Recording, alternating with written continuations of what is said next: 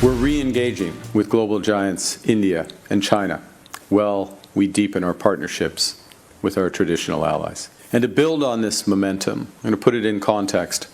Our goal for Canada is to double our non-US exports over the course of the next decade.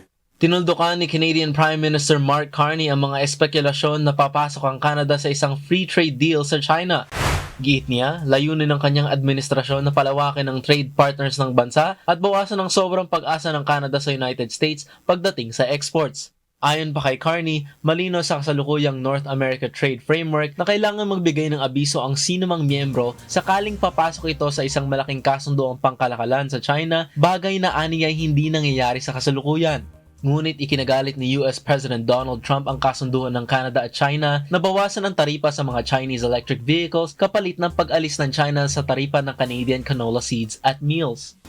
Dans des moments comme ceux-ci, le Canada doit assumer deux rôles à la fois.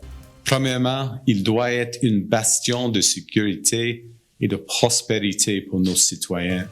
Nous devons défendre notre souveraineté, sécuriser nos frontières, protéger nos communautés et bâtir une économie qui offre des possibilités à tous les Canadiens.